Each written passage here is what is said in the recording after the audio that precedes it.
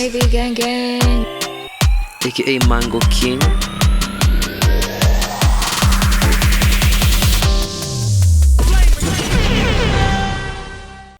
Welcome to episode 7 of season 4 of Surviving Nairobi.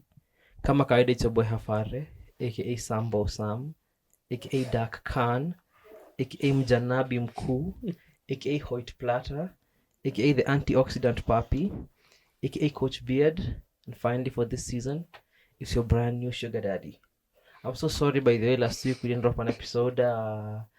Tulikuwa na a bit of a behind the scenes trouble, but tumerudi, tuko inadi, tuko inigri. Kaka kawaida niko na Hafara amesahau kusema ya Big Batty Abdi, but I was really waiting for that part. No, please. The agenda must agenda. I would just like to point out, for anybody who's listening, I have put a bounty on Jerome Orgore's head. 10,000 for anybody who can bring me her wig. 10,000. If you can bring me her wig, I will give you 10,000 shillings cash on the spot. The crimes she has committed against me and my bloodline shall not be forgiven. Wallahi, shall not be forgiven. You're not helping it by saying wallahi, because now people are going to think you're actually Somali. That's the thing. Being a Muslim, and I'm not a Muslim by the way, being a Muslim doesn't equate to being a Somali. But Jerome Orkor has committed crimes against me and my bloodline.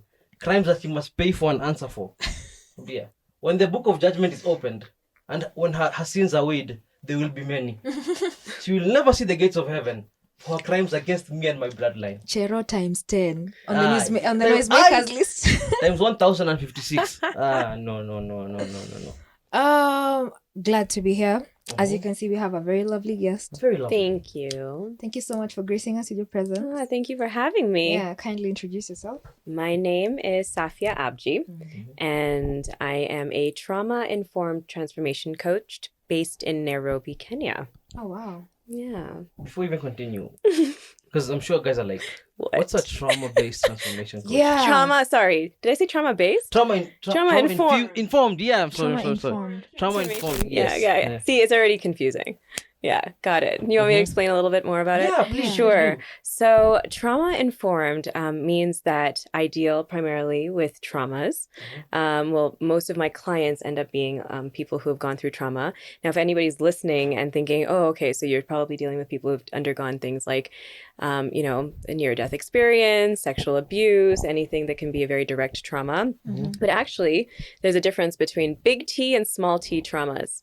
So, something that may have not had a physical or direct impact to you can still be a trauma. So, for example, a breakup with somebody, the death of a pet, an indirect experience with a parent who might have undergone trauma, those also have a consequence to you. So a lot of my clients are people who've experienced big T and small T traumas.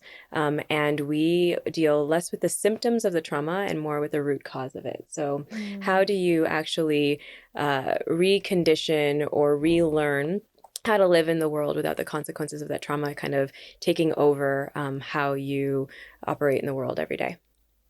Wow. Exactly. That's a lot, right? I'm going to follow you after this. Yes. Thanks. I have a lot of trauma. Anyway, Girl, we all do. We're all traumatized in some way, so you are not alone. You're that chick like who's like, what's it called? It's like the New Year meme. oh Yeah, skipping from one year to the next and all that. Yeah, that's all the With baggage you're and carrying. everything, yeah. Wow, that's like You're about to get like a bunch of new followers. yeah. Please, you- come you're- on. you're I about to love get a having these bunch of new followers. conversations because the more conversations we have like this, actually, the more we're actually able to not only support ourselves, but other people. So yeah, my whole, like the tagline for my business, the whole theme behind my business is how do you infuse healing in everyday spaces? So the more conversations we can have like this, the more I think we'll be able to not only heal ourselves, but help others also understand more about themselves. And then we won't have to talk about healing so much because we'll be able to move through life in a more healing way. I have a question. Sure. How do you handle, okay, let me just give you an example first of a scenario. Sure. Hafari comes to me with a burdening issue. Mm. And as much as I'm in a position to assist, whether emotionally, mentally, whatever, I find that the issue is so heavy such that even after assisting him, I feel some kind of weight on me because of that information. Say patients or people who come to you and they have been sexually abused. How do you manage to deal with something like that and not be scarred? So it's interesting, the question that you're asking, because I feel like that happens actually a lot in our Nairobi and like Kenyan community in general. So I've been practicing as a coach for 8 years, for 7 years in Kenya. I come from East African parents, so I'm very familiar with like our culture as well, where we are not, we're not really liberated. We don't have the freedom to talk about what we actually go through, right? Yeah. It's considered, like you're not going through anything. You're fine. You can get through it, and we're really silenced a lot, right? It's considered shameful. We're worried more about the judgment of someone else than actually making sure the people we care about are doing okay. Right. And so what ends up happening a lot, and I've experienced this a lot here too, is, you might be everyday conversation out for dinner, maybe out at the bar, and suddenly someone feels really comfortable with you and the floodgates open, right? Yeah. How many of you can actually relate to that experience? Yeah, there we go. Yeah. Exactly, right? So a lot of the time it's almost like it's come for you, like without, like, out of the blue. So that in itself can be a bit of a traumatizing experience, especially if you're somebody who can relate to the issue, right? So if it's an issue like, let's take sexual abuse for an example, because there's been a lot of that in our community and we need to start having this conversation more openly, but we don't feel the freedom or the safety of doing so. So you might be someone who receives that information, and then you can also technically, potentially had an issue like that yourself. So it can traumatize you. And so anybody, I guess the kind of the first thing I say is, we talk a lot about safe spaces, right? What is a safe space? A safe space is where, you can come and you can talk in confidence, that the person is ready to receive you, right? And so the first thing I'd say is, as someone who feels like opening up, I think it's important as friends for us to be able to say to one another, like, if you need to talk about something, I got your back, and create that safe space, knowing that there won't be judgment, right? And that you actually are ready to receive it. But on the flip side, if you're someone who is looking to have that conversation, to also make sure that if you can, it's not always possible, but kind of give that person a heads up that, hey, there's something I want to talk to you about, right? That really creates a safety, like a safe zone. Now, if you receive that information and it's a lot for you, it's really important that all of us, including myself, all of us need to have a community of support we have access to. So if you feel like therapy, coaching, talking about your emotions and feelings with people is shameful, it is not. I want to stop that stigma here and now. We need to know that we also have people we can go back to. Now, again, you're not going to share somebody else's problem or issue, right? So a lot of that, like, it would be really important to find a practitioner, a professional, someone you can speak to. When it's not available to you, again, there's forums like writing, right? A lot of us are creatives. Creatives use art as a way of healing in a lot of ways, being able to get out that energy that way, taking a walk, doing something that's not going to keep you in the mindset of like ruminating over that thing. And then, once you're able to kind of like allow that feeling to digest through you and process through you, I really say try and change the energy, right? So if you are doing something or in a state that's keeping you in that energy zone, what can I do to kind of shift it, right? So that it doesn't kind of take over my body and my psyche for too long. Yes, that's insightful. That's really insightful. Like, honestly, I appreciate the fact that you're talking about these things in such a candid way. Thanks. And you're breaking them down to make them, because sometimes I feel, especially with Benavia Mesema, with things that deal with healing and the emotional state, a lot of the time things are so complex that they become scary. That they become, you think they're bigger than you. But then you've broken it down to the very basics that anybody who's listening to is like, wow. Thanks. And I'm glad that's helpful. Yeah. I mean, I think we were talking about this before, but one of the things I want to everybody to kind of think about is, as a person, if you really think about the things that you would be grateful for receiving, right? If you weren't afraid, right? If we didn't live in fear, we didn't live in guilt, we didn't live in shame, we didn't, live in all of this, the state of anxiety, essentially, what would you appreciate receiving? And we should strive every single day to show up and do that, not only for ourselves first, but for the people around us. Yeah. What a wonderful world it would be, yeah. Of course. But that's not what today's episode is about. Is it, Ivy? It's not. It's not. As umekuja tuna swali you just came in the question and just sidetracked everything. I feel like everybody, with the way she introduced herself, people would be like, "Oh my God, how do you deal with these things yourself?" Yeah. It's the first question I get most of the time. Yeah. Yeah. Surprised. Trust me, I have my own community of support for sure. And boundaries. Can I just say we need to talk about boundaries? Yes. It is so important for every single one of us. One of the first things I teach any of my clients is, where are you? And we're going to get into this today, but self-sabotaging. Yes. Ding, ding, ding, ding. That's a wonderful segue because Mom, they're attacking me live. The episode is about. They're attacking you live. They're attacking me live. In 4K. In 4K. They caught you in 4K. Anyway, today's episode is about calling yourself on your bullshit. Calling yourself out on your bullshit. Most of the time, as human beings, we don't see the fault in ourselves. We only see the fault in other people. And I mean, it's okay, but then to what point? Because there was this analogy when we were growing up. If I point at him, these other fingers are pointing. Right. God is the witness. So, and God is the witness. Yeah, like as if you're pointing back at yourself 3 times. Totally. And God is the witness. Yeah. So like before you do that, think about yourself. Yeah. And calling out yourself on your bullshit deals specifically with self-sabotage. That's true. Yeah. That's so true. So the people who have no idea what self-sabotage is, so maybe Safia, you can let them know what it is. Oh my gosh, I love this subject because actually one of the first things I do, so I'll tell you who my ideal client is, right? So an ideal client for me looks like a curious, truth, freedom, and fulfillment seeker. Okay. And not just a seeker, but someone who wants to essentially also become a self-healer. I think the world that we live in today, we are already doing that because of this pandemic, but become a lot more emotionally intelligent and self-aware. And, we, just to kind of divert for a second, but we look for a professional to diagnose us and tell us what quote unquote's wrong with us, give us some kind of prescription, and then we're like, okay, now the problem's solved. We deal with problems every single day as humans, and not all of them require a prescription. Let's be very clear about that.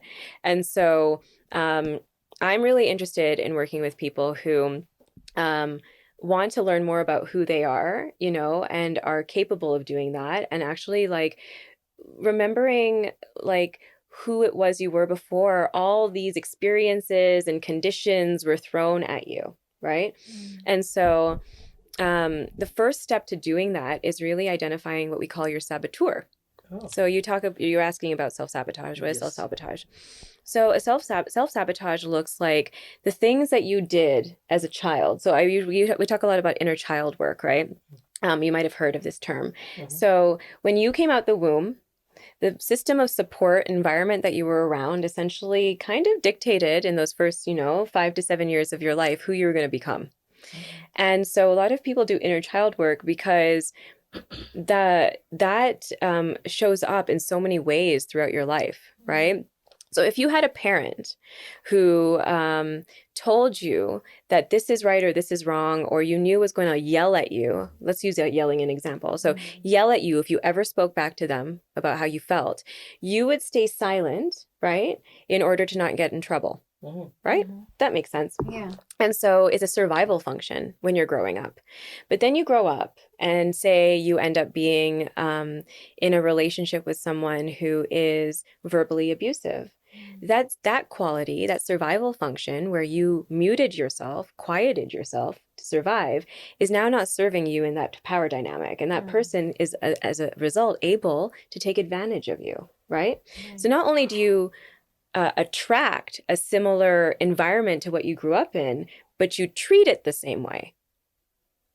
That's true. Yeah, you guys are like nodding your heads. Yeah, Oh, What's going on? like, yo, You're reading us. It's like you're literally reading us. this Anyway, this is again insightful. Jeez, yeah, like in 4K. Again, people are gonna listen and be like, "Wow, damn! Like, what the fuck? Are you Yeah. here with me? Do you know my Right. life?" I literally went back to my childhood while you were Yeah. speaking about that, and Yeah. you're absolutely right. Yeah. Because please keep No, going. well, like tell me, what were you thinking about? Well, I was never yelled at, Mm. but it was the opposite actually. My mom would be like, "Why don't you go out and play with people?" Mm. And I'm like, "No, I don't want to." Mm. So when I go out, I don't know what to do with myself. I'm anxious. So I was like, "Okay, get me a bike. Mhm. Let me just be riding my bike outside." Mm. So now the same thing happens. I'm a DJ and I tell people this and they never believe it. Anytime, how far you know? Yeah. Anytime someone approaches me while I'm playing, Mhm. and I don't know what to do with myself, my hands begin to sweat because I'm like, okay, I was not expecting this. Mhm. My heart begins to pump faster, to beat faster, and I'm like, I'm getting anxious. Like I get anxious, Mhm. and so when you're talking about that, I was like, oh my god, this is so true. Yeah, because I felt like exactly the same she's way. reading a book If from my if you childhood. if you go to see Ivy play, Yeah. the way she relates to me when I'm there Mm. to a stranger is gonna be completely different. Yeah, because she's comfortable with you. You give Yeah. her safety. Exactly. Like, Yeah. Right? I can just talk. Yeah. But for a stranger, it's a completely different scene. So yeah. And it's interesting because that person is not necessarily, it's not the person that's causing the issue. It's what that person represents. Exactly. Right? Yeah. So they're symbolic of a time in your life where this coping mechanism showed up for you. And so saboteurs, so firstly, for anybody who wants to learn more about their saboteurs, so saboteurs being how they self-sabotage, please visit positiveintelligence.com. There's a very cool assessment there. Oh. Now, you have to be ready to receive this information, okay? A lot of people don't want to know stuff about themselves, which is why they don't seek out support in the first place. But the best way to become a better functioning human for you and for the society around you is to realize that we don't have to be so scared of these quote unquote shadows, right? What would life wouldn't be fun if it wasn't something we were like a lived experience. And part of a lived experience is not always experiencing joy, but experiencing, these other parts of life. And we can reframe them in ways that feel less like obstacles and more like opportunities, right? So when your hands are sweating in that moment, that's an opportunity for you to investigate, right? Not just focus on the anxiety and how to mitigate the issue. And that's where your, we talk about fight, flight, freeze responses show up. Yeah, she's okay. What came up for you there? Let's go through on that journey. What's your immediate response usually? You seem to know it. Shades. You hide. Alcohol. Yeah. And I'm just like, okay, I just your flight. I get myself busy. Yeah. Like, hey Ivy, hi, okay, I need to talk. My headphones on, and and it's just like, or if my friend is somewhere close, I'm just like, just come talk to me so that this person can just go away, please, because I can't handle that. And it's so weird because like Ivy's becoming like a successful DJ. People actually know who Ivy is. Yeah. So as her career grows, she has to deal with more of that. Yeah, she has to deal with way more of that now. Yeah. Because I remember when we started, like when Ivy was like starting out again to be a DJ, when she like quit her job and everything, and like the process has been gradual, but it's been quite quick. The point where she is now, so it's probably gonna be even quicker to the next level. Yeah. So she's gonna have to deal with that even more. Yeah. Because what's gonna happen when you're playing for like 20,000 people? It's gonna be like. Because one time I pretended to be tying my shoelace. Like anything to avoid seeing and to avoid that. Yeah. So that is definitely, and this is like, that is your flight mode. That's your coping mechanism, right? Yeah. And so I also want to make the distinction between a high level and a low level coping mechanism. Okay. So in Kenya, we practice a lot of low level coping mechanisms. What does that look like? We drink a lot, right? There's a lot to do with indulging in sexual behavior that might be more indulgent than it should be. Again, it can be escapism, right? So things that look like coping mechanisms, traditional coping mechanisms. High level coping mechanisms are the ones that you wouldn't necessarily think are, right? So You can be someone who's a gym junkie, right? Someone who is always preaching like gluten-free, healthy eating constantly. Somebody who is in a really stressful job, but like looks like a success. You know, how many people have you met out there? Like in our version of Kenya, you look put together if you have the nice car and are wearing the suit and have the cool title on your business card. But a lot of those people, when you get to know them, they're also struggling. But we have somehow idolized that. And so as a result, it doesn't look like a coping mechanism to people, but it is, right? So I see a big difference between like thinking about wellness externally and then like healing. To me, healing is, okay, we understand the symptoms of what's happening with you. And instead of like in the moment, and I get that you needed to do that in the moment to cope in that moment, but with a coach, and the difference between a coach and a therapist deals with the past issue to get you to a point where you can actually function more in the world, right? Like you used to. Whereas and a coach will dance with you through that experience because our trauma does show up again, triggers show up again in different ways as we go through life, but you're still capable now of doing something to kind of action you forward. We're very forward thinking. So, you know, my work with you would look like putting you back into that state of being. What is it like, you know, what does your body feel when that trigger is happening? Kind of mentally and physically going back into it, and then finding, you know, other ways to deal with it that allow you to function more in the world as opposed to practicing that escapism, right? Because the escapism is the coping mechanism. So are there other ways that we can be in that situation and environment and not allow that anxiety to overwhelm us and take over? Yeah. Wow. Have you been read? It's a lot of information. Have you been read today? You know how many times I hear that? Everyone's like, "Are you a psychic?" I'm like, "No. Humans are actually all pretty much the same." Like, we might live different experiences, but at our core, we experience the same things. Yeah. We go through the motions almost always the same. We're the same. Unless you you exist in a completely different reality, you go through the same emotions. We experience the same feelings, the same emotions. And I love how you said that. There's more to life than joy. You just can't be happy every time. That's true. Yeah. You need to acknowledge the fact that you can be sad. Being sad is okay. There's this movie I like. What's it called? It's animated. Inside. I haven't watched it. Have you watched Inside? Tell us. No, it's a Pixar film. It's like it made like $1 billion. So I've been doing a lot of work. I've been really busy. So it takes place in the mind of a young girl. She's like 12, I think, 13. And it shows like she has these emotions. Yeah. Joy, anger, fear, sadness. And then like the whole point of the movie is that sadness is okay. Yeah. It's okay to be sad. It's okay to go experience something that brings you down because it's all part of the process of growing. You just can't be happy. Nobody's happy all the time except drug addicts. Even then, that's not happiness. Let's be honest. That is actually trying to avoid like true happiness. That's the thing, like, right? There's a belief there that happiness doesn't exist. Wow, damn. I never thought of it like that. You're okay. So that's another thing. I swear, I'm going to take you through all these frameworks, but like your thoughts, right? So you can have infinite perspectives and possibilities on the same experience. So one thing I really don't like is if you're someone listening right now who always needs to like just insert your thought as being like the gospel truth, please stop doing that. Because there are so many perspectives to the same situation, and you can't, as a human being, we are not really entitled to tell you what's right and wrong. There's some things that are morally wrong, right? Like do not go and commit murder and things like that, right? But like, but if a perspective exists on a situation, it deserves a platform to be heard, right? Yeah.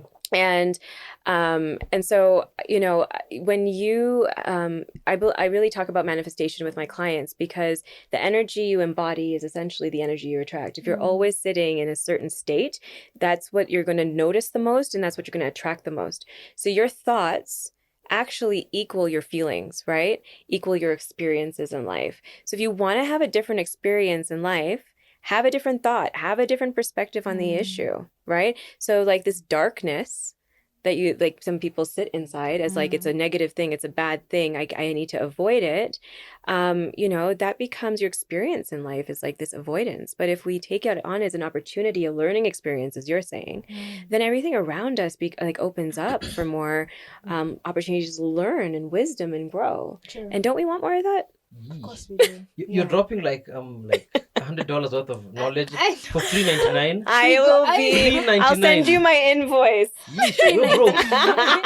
It's all good. Don't worry. And like, why is it so hard? Pay me in love.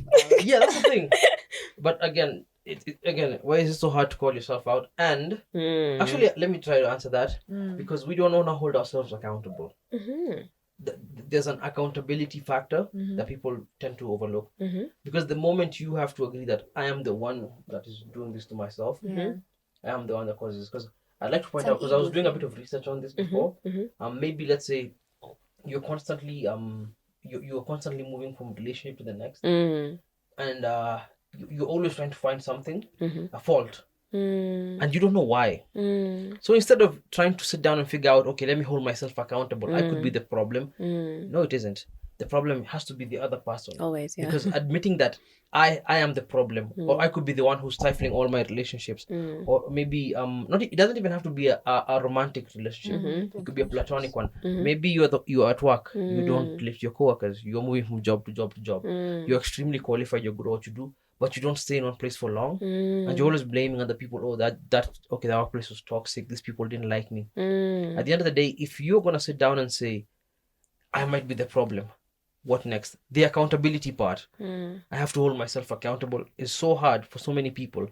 It's easier to just say, no, it isn't me, it's somebody else, and let's just move on, because holding yourself accountable is hard. Yeah, living on autopilot is so much easier. That's why we do it, right? Holding yourself accountable is hard. So much. It's way harder than you imagine, because you have to admit that I fucked up. It's so much easier to say, Ivy fucked up, Safia fucked up, Kachi fucked up, Phyllis fucked up. It's so much easier than saying, I am the one who has a mistake. I am the one who destroyed this relationship because of A, B, C, D, and E. That is hard. But you remember we were talking about the fact that like show up in the world the way you would want people to show up for you. Yeah. It's so true, because quite honestly, whatever anxiety and fear there is around, or like guilt, shame, whatever it is that you're holding on to kind of like to hold on to self-preservation, right? It's actually doing a disservice to you and like the people around you. So with coaching, again, the accountability agreements is something that we do after every single session.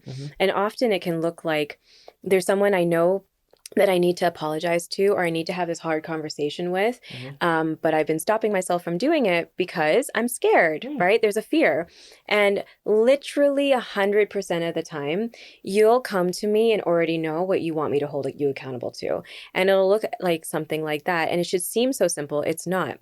But having an accountability partner, and that's something that like the two of you can do for each other. You don't need a coach, right? But to call each other out as friends and be like, hey, you need to see that behavior or that thing that you did, you know, you need to apologize for it. And what does a good apology look like? It's not just like, I'm sorry and it won't happen again. It's how do I make it better? And when you do that to someone, right, not only do you disarm them and create a better relationship, but you actually teach that other person how to show up in the world and do that for other people too. You leave your legacy in every life that you touch. Oh wow. Right? You're paying it forward, basically. Totally. And isn't that what the kind of purpose of life is? Like purpose is so related to a contribution to humanity. If you're not doing something like that's unselfish in some way and contributing to other people, then, you know, you're kind of just living to kind of survive, right? Meaningful life means that, you know, you left some kind of legacy behind. And it's always, what does Maya Angelou say? The way you made someone feel, right? Yay. Yeah. Wow. You guys keep looking at me with those eyes. No, because I feel like ever since we started this podcast, this is the most introspective I've ever been. Yeah. So it's this is a whole new territory for us. That makes me happy. And I feel like even for our listeners or our fans, the guys who every day, shout out to you guys. This is completely new territory for them, because I think we did a mental health episode 2 years ago. Yeah, we did. Yeah, but It wasn't as insightful. It wasn't as insightful as wow. didn't go as deep as this. We just like, you know, just going Welcome to my life in Nairobi, where everyone's spirit and higher self is like, I want a piece of that. And then as soon as they get a piece of that, they're like also like running the other way. And it's all good because I understand. I can understand actually, because you're starting to know about people are afraid of knowing themselves. For sure. Yeah. But at some point in your life, you get to a point where you've had enough, and I'm always ready for you when you're ready. But I don't force it, because your journey in life is your own dance and it's your own flow. And of course, we have to go through the experiences to actually value, what comes after it. Mnaskia. I hope you guys are listening. I hope you guys are listening. Someone out there is asking, Yeah. how does accountability look like? How does calling myself out look like? Does it just mean, because most of the time we have these pep talks with ourselves. Right. Maybe you're dressing in front of the mirror. I have something. Before we get to the part where we're calling ourselves out, we need to see what are the signs of me self-sabotaging? Because before you call yourself out or even hold yourself accountable, you have to know that I am the one holding myself back. Right. So what are the signs that, hey, I might be doing this for myself? I give the example, maybe you're always blaming somebody else. I think that's like a sign. Maybe you always victimizing yourself. No, those you are two different things. Yeah. You are never the cause for any issues. You're never gonna hold yourself accountable. There's always somebody else doing something. It doesn't matter. It's never your fault. I feel like that's a sign, maybe. Yeah, for sure. That's avoidance, right? Exactly. Right. But that's why you're the professional. That's true. That's why you're the She's so professional. kind. You literally find out. a word. That's it. It's avoidance. It's avoidance. Yes.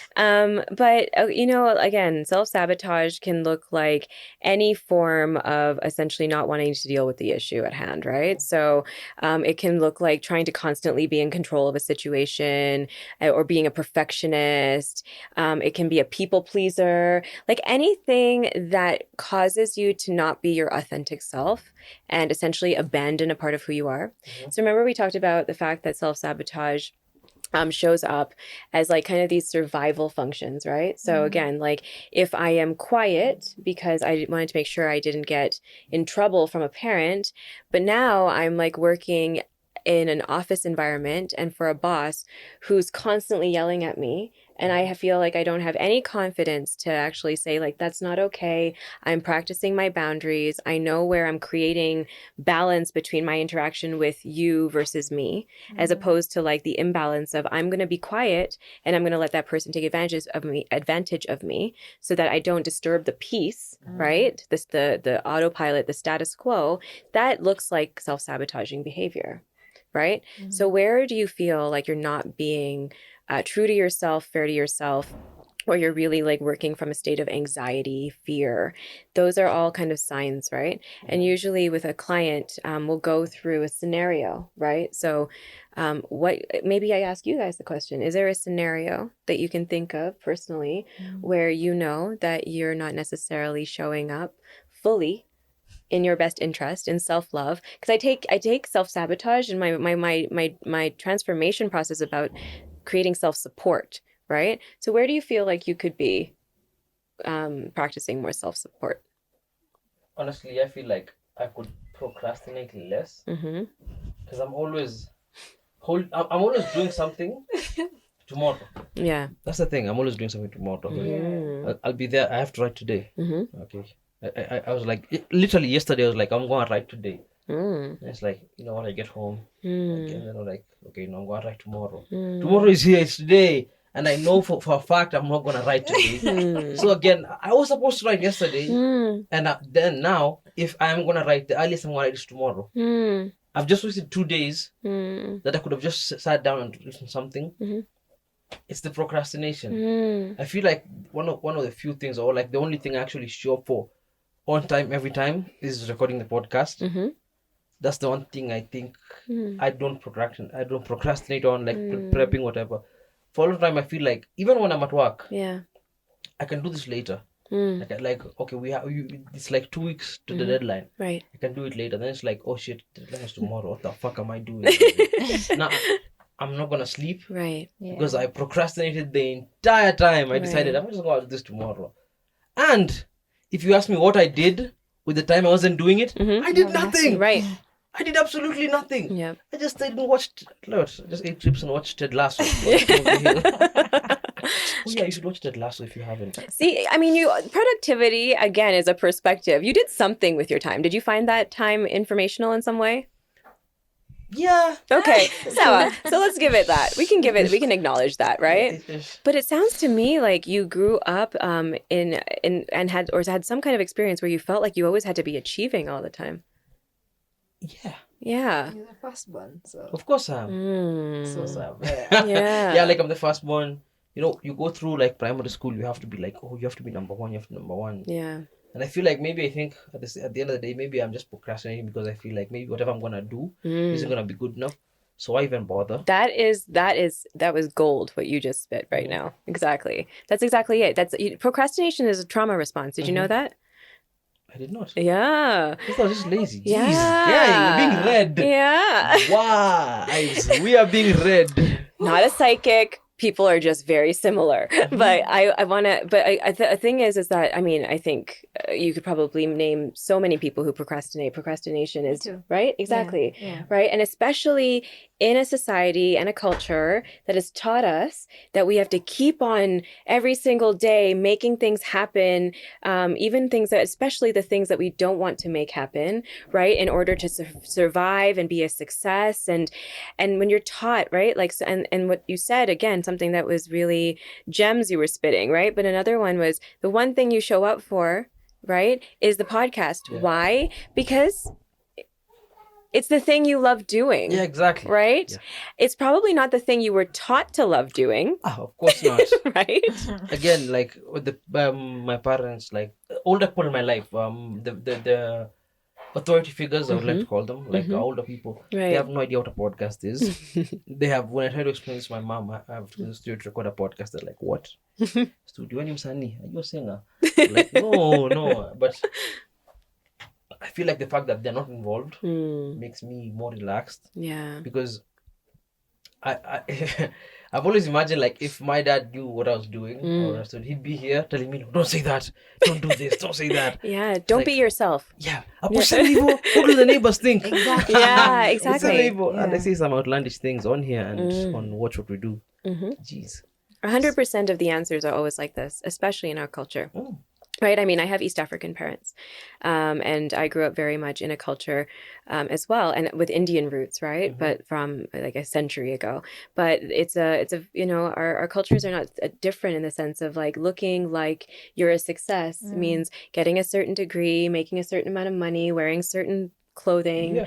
And so, you know, the sad part, but the really important thing to note about life is we're all born unique, right? And that unique kind of divine gift that you're given as a person is knocked out of you, right? So that you kind of conform and become everybody else. And let's be honest, a lot of people are also wanting you to be that way so that they don't feel like they're playing small in their own lives.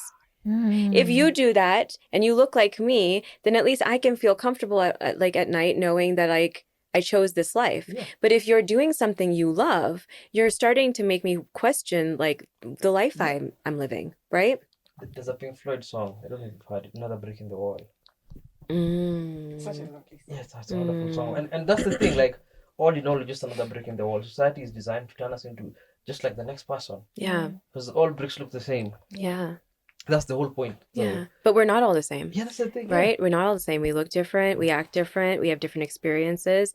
And, you know, I feel like a lot of, you know, I use this analogy a lot, but the first 9 months of your life, you experience the womb. And the womb is this warm, safe space where you're being nurtured. There's no pressure on you to do anything. You're like listening to this beating heart. It's the closest you're ever going to get to a heart. You come out and you're connected to another person by an umbilical cord. And what happens? You come out, they chop you off, they take you to a cold room, you know, you're suddenly exposed to this whole new environment. And you can just hope and pray that whatever environment you're raised in, there's not so much intergenerational trauma, right? Because we're consequences of not only our experiences, but the ones that came before us, right? And so you're just hoping that you don't become, that you have like, you know, a good enough like upbringing, good enough, right? But at some point in life, you're going to be taught to, again, abandon parts of who you are because that's what the world is teaching you. And so I believe that kind of the meaning of life and the thing that we're all really trying to strive towards is creating the comfort of that womb again, right? Where we can feel connection, right? We all crave connection, but we fear it. Mind blown right now. We fear it, right? Yeah. But what does everybody really want? They want love, right? They want to feel safe. They want to be heard. They want to be acknowledged, right? They want to feel the warmth, right? Literally warmth, the sunlight, it makes you grow, right? So we're really living in our motherland, in Mother Nature, because she's a womb. Drops mic. Like the whole analogy you just given, I've never even considered that. Same. I would never have considered I would that. not Welcome even in to 10 my years. brain. Yeah, Not even in 10 years. 20, Honestly, I would 30, I would never have considered that.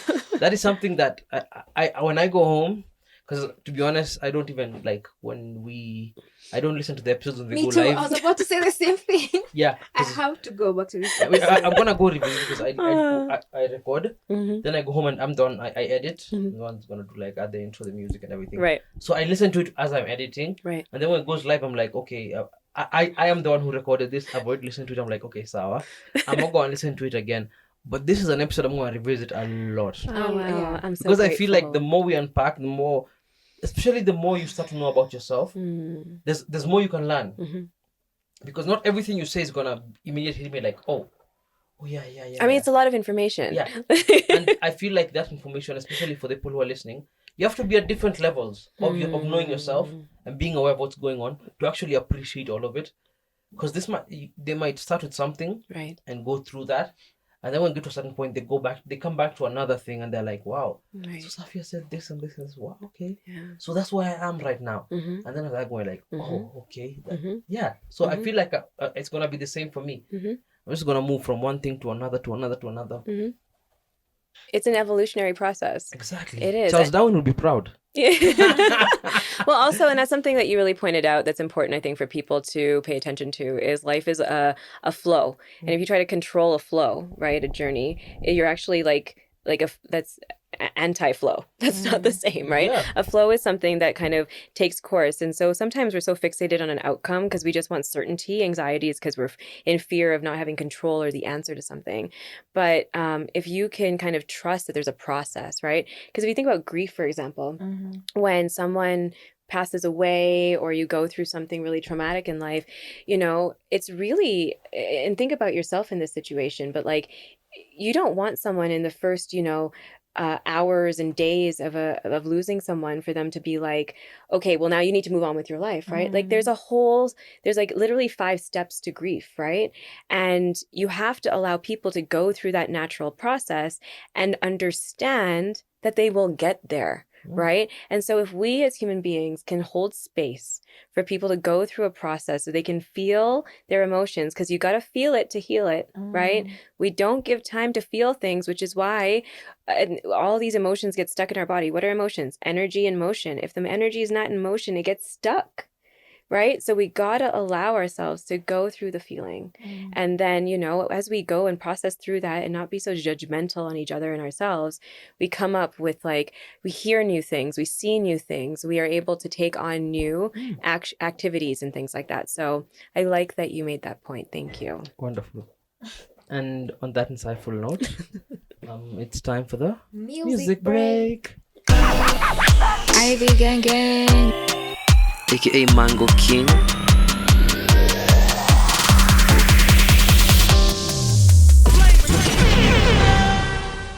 And we're back from the music break. Again, thank you so much for our guest. We've had the most insightful introspective episode yet of Surviving Nairobi.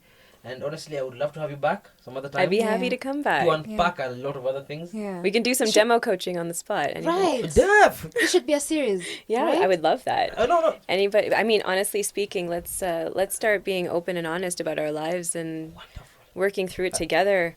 I already know what we're gonna do. We're ready for it. Great. Yeah. But Okay, we're gonna I'm say it ready. here. We're gonna talk about it afterwards. So I got it. So yeah.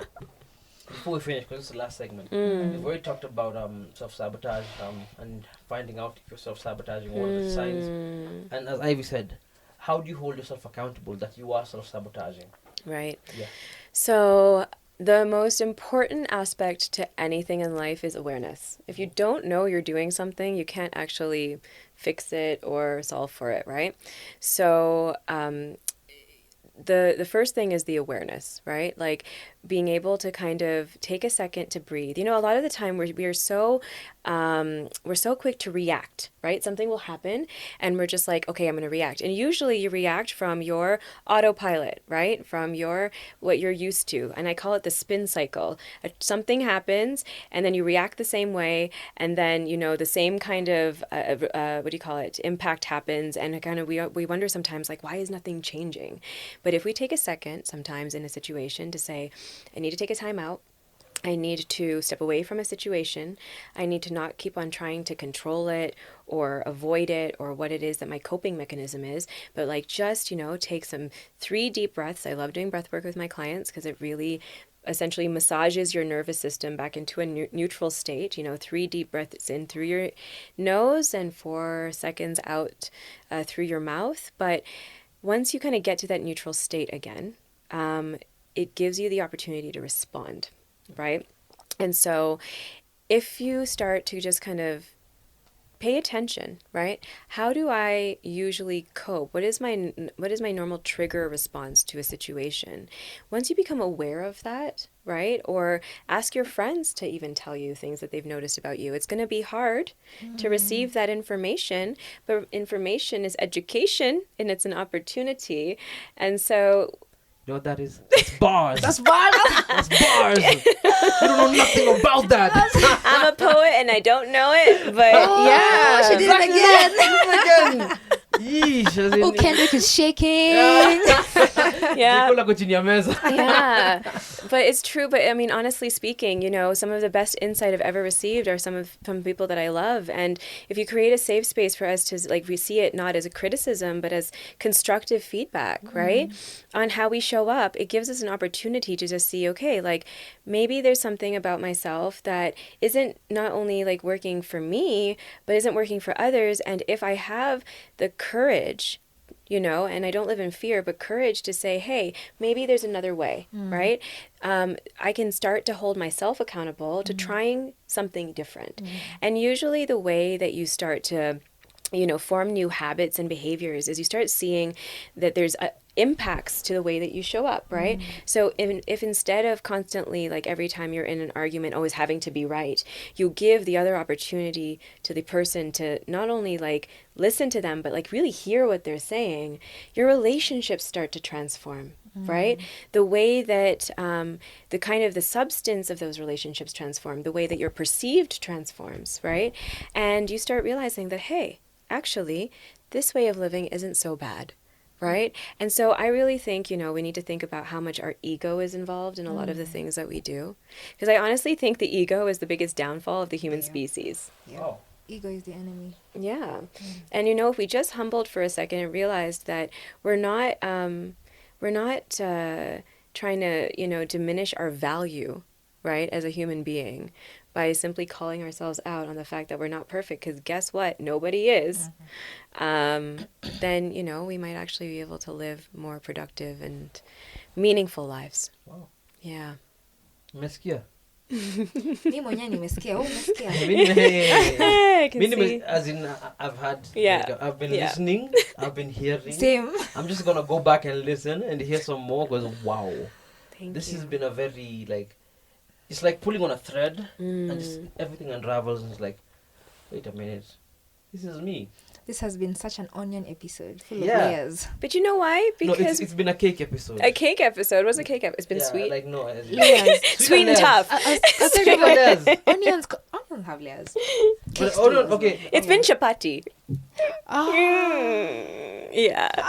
Because it can also be very tasty. This information's tasty. Yeah, exactly. And everybody loves it. Because I don't think this information is gonna make you cry. That's why you wanna go for an onion. I go for a cake, like a really nice layered cake. It's chapo. That's right. Yeah, but again, let's just keep it local. It's Chapo. It's Chapo, Chapo. It's like good Chapo. We're surviving Nairobi. We gotta, Of course. Aye. See how you survive Nairobi and If you can't eat Chapo. Yo, you know funny thing about Chapo? When I was in campus, we used to buy Chapo for 3 Chapos for 30 bob, and you'd get a bowl of soup for free. So that was lunch. Really?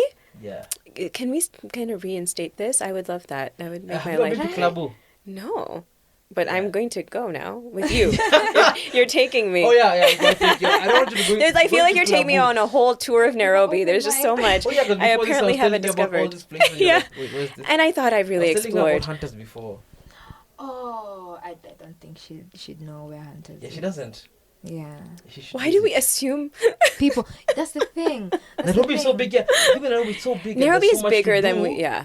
But half the time, you could experience so many things on your side of Nairobi and be completely unaware of everything that happens on the other side. Well, That's I am true. always down to go on field trips. We should just record these podcasts from all the different areas of Nairobi.